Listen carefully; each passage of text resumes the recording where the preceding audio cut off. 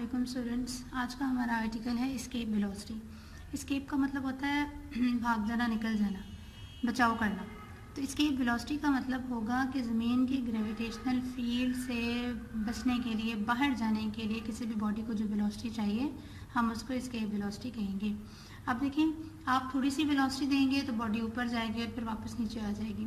आप थोड़ी सी और मैक्सिमम वेलोसिटी देंगे तो बॉडी ऊपर जाएगी और नीचे वापस आ जाएगी, क्योंकि ज़मीन की ग्रेविटेशन फील्ड के अंदर है। आपको ग्रेविटेशनल फील्ड से अगर बाहर निकालना है तो आपको बहुत सारी मैक्सिमम वेलोसिटी देनी पड़ेगी जिससे वो बॉडी निकल जाए, लेकिन वो होगी मिनिमम वेलोसिटी, यानी कि उससे ज़्यादा भी आप दे सकते हैं।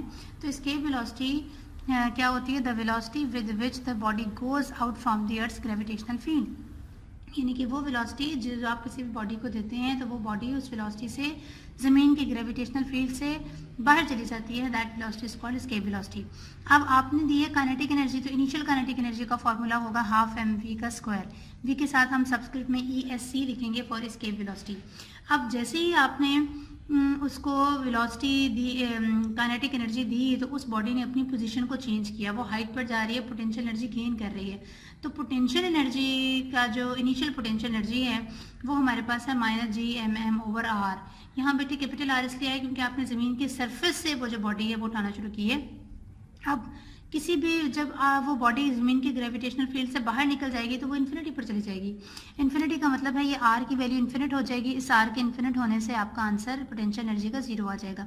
तो इनिशियल पोटेंशियल एनर्जी की वैल्यू है, जबकि final potential energy is equal to 0।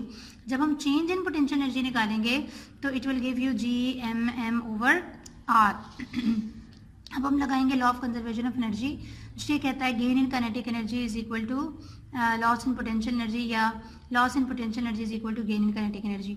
तो ये है काइनेटिक एनर्जी जो हमने दी, और ये है पोटेंशियल एनर्जी जो हमारे पास अभी भी चेंज इन पोटेंशियल एनर्जी का फॉर्मूला आया, जो कि इंक्रीज हो रही है।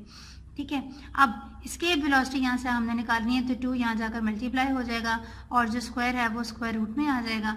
यहाँ पर बेटे हमने सेकेंड स्टेप में ये काम किया है कि 2Gm/r को हमने एक दफ़ा कैपिटल R से मल्टीप्लाई भी कर दिया है और डिवाइड भी कर दिया है।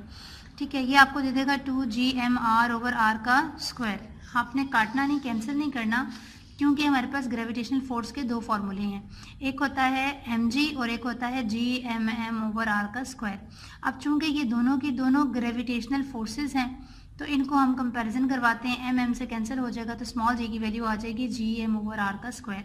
इट मीन्स कि हमारे पास ये जो फॉर्मूला है इसमें जो 2Gm/r स्क्वायर लिखे है, इसमें हम इस Gm/r स्क्वायर की जगह पर हम ये जो स्मॉल g है ये पुट कर देंगे, तो इसके वेलोसिटी का फॉर्मूला बन जाएगा 2Gm/r स्क्वायर की जगह हम पुट कर देंगे g, और दिस इज r। इसका मतलब कि ये r जो है this is the radius of the earth, और रेडियस ऑफ द अर्थ होता है 6400 किलोमीटर्स।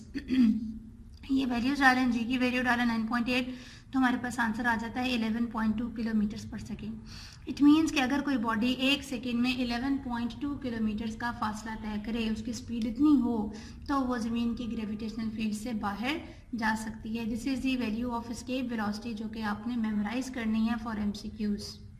अल्लाह हाफिज़।